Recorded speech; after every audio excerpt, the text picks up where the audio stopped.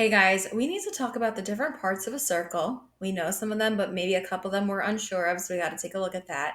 And then we need to know how to find the circumference of a circle and how to find the area of a circle, whether I give you the radius, diameter, or really anything. Let's take a look.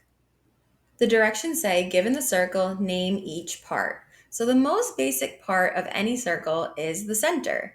And I see this arrow here pointing to this point. That is literally what's called the center of the circle.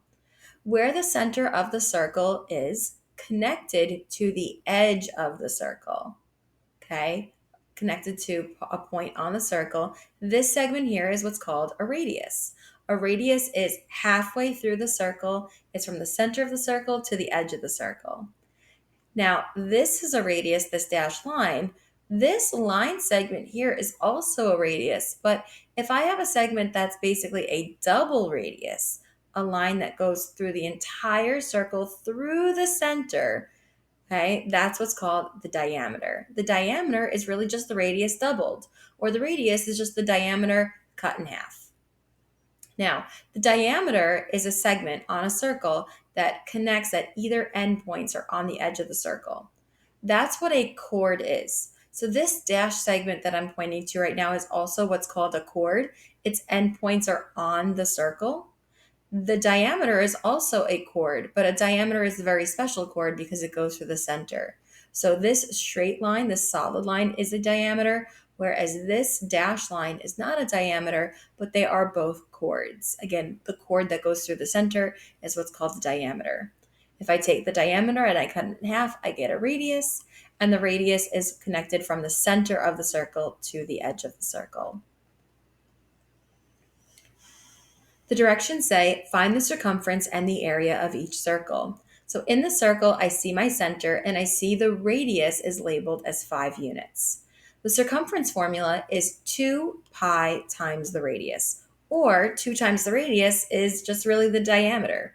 So I could have the circumference formula look like this, 2 pi r, or I can have it the way it looks below, pi times d, which is diameter. So if I wanted to find the circumference, I simply plug in or substitute in the value of the radius into the formula. So 2 times pi times 5. 2 times 5 is 10, and I can actually say the circumference is simply just 10 pi units. Or if I wanted to use my calculator and multiply it out, I'd be able to say that it's approximately 31.4 units. The area formula circle is pi r squared, which means I need to take the radius, square it, and then multiply it by pi. So if I wanted to plug in my value of 5 and for r here, it would look like a equals pi times 5 squared. Order of operations means we have to do the squaring first, so 5 squared is 25. So I can say my area is simply 25 pi units squared, or I can put 25 times pi in my calculator, and I would get approximately 78.5 units. And I'm going to add my little squared because I forgot my squared symbol. Area is always squared. The last one, circumference. So here in this circle, I don't have the radius labeled. Instead, I have the entire diameter labeled as 8. Now, I am going to need the radius later for my area formula, so I am going to make a note that if the diameter is 8, then that means my radius is 4, because the radius is simply half of the diameter.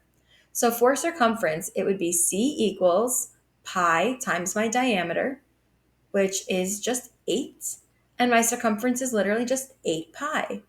If I wanted to put that in my calculator, 8 times pi, I would get approximately 25.1 units.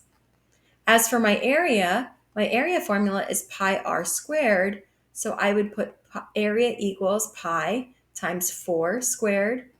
We know 4 squared is 16. I can say the area is just simply 16 pi units squared, or I can plug it into my calculator, and I would end up getting 50.3 units squared. Area always is squared. I hope this video was helpful. Thank you so much for watching. Bye.